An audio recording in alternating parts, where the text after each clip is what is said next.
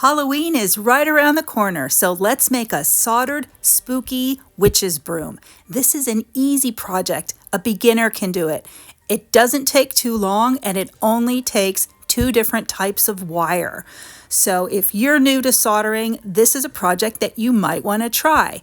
All you need is some 12 gauge wire. Now, I couldn't find my 12 gauge copper wire, so I have this backup wire that I get at the hardware store, and this is electrical copper wire, but it has a plastic coating. So this is an added little bonus. You get to see how you can buy wire at a hardware store, and then with this wire stripping tool, I'm going to find the gauge of the wire on the tool, give it a twist to cut through the plastic, and then with a little bit of muscle, you can slide that plastic right off of that wire and you have solid copper wire for jewelry making. This is especially great for people who are just starting out, and it doesn't have to be soldering. It can be like wire working. You can get an expensive wire at the hardware store and you're going to save so much money rather than going to a jewelry supply place, especially when you're new, like I said, and you're practicing.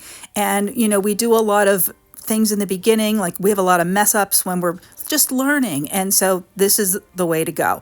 So I straightened out that wire with my wire straightening pliers, and then I cut it with my side cutters. But you know what? I forgot. There's actually a cutter tool right on the wire strippers, and that's how you use it.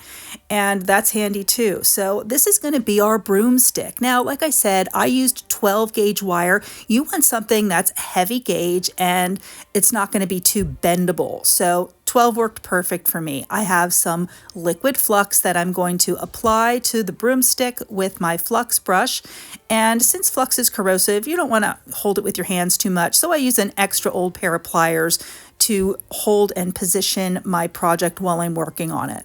I have my soldering iron turned up and I'm using lead-free solder.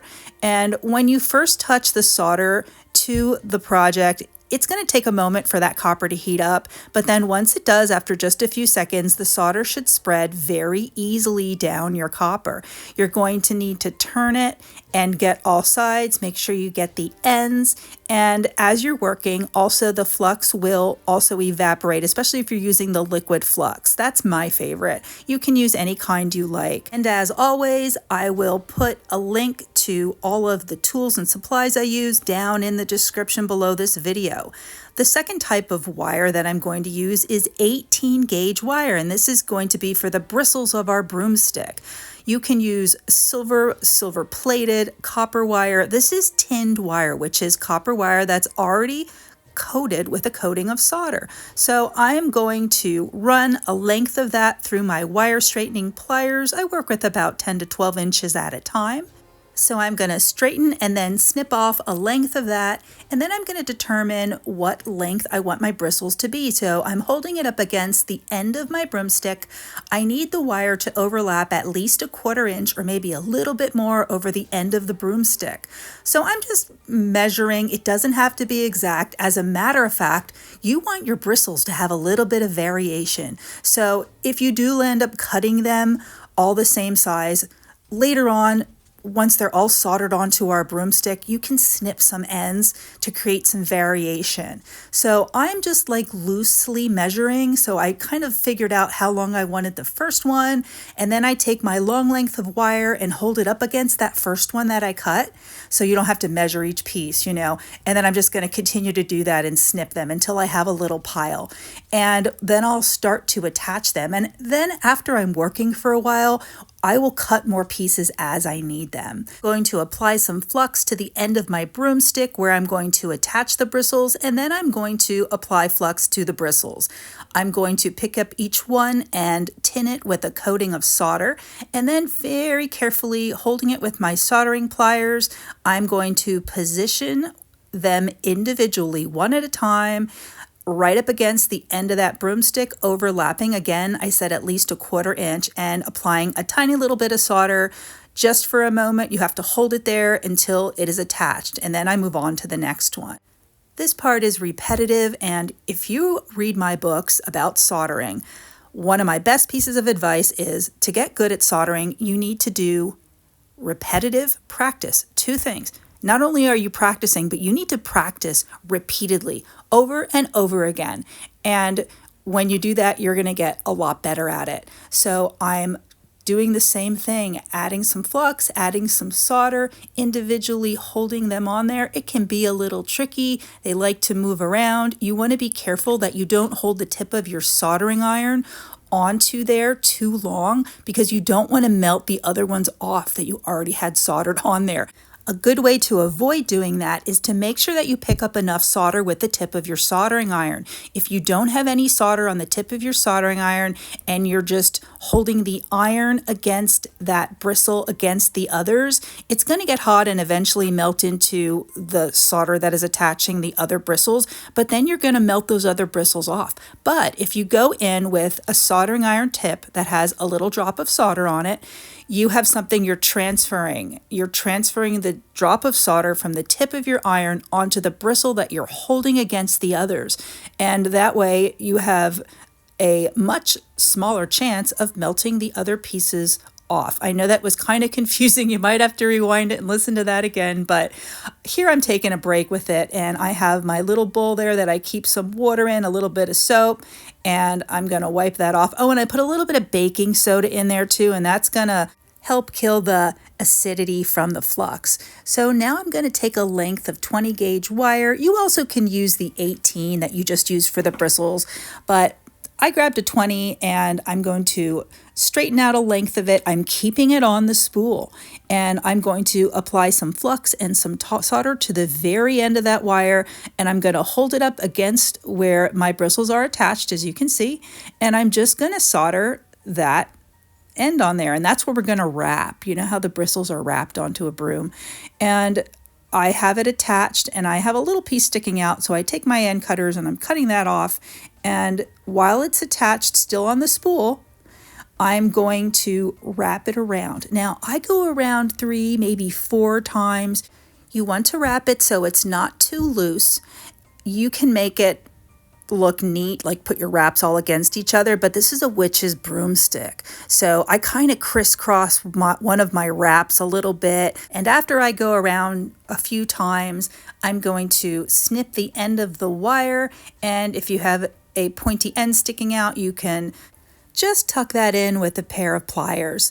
Now again, soldering iron is hot. I'm going to apply flux to that wrap that we just did all around the broom, and then I'm going to pick up a drop of solder and I'm going to apply it to those wraps, and I'm going to do that all around. I want to cover all the wraps. Now you don't want to put too much solder on because you don't want to lose your wraps. You don't want to coat them with just globs of solder so that you don't see those individual wire wraps.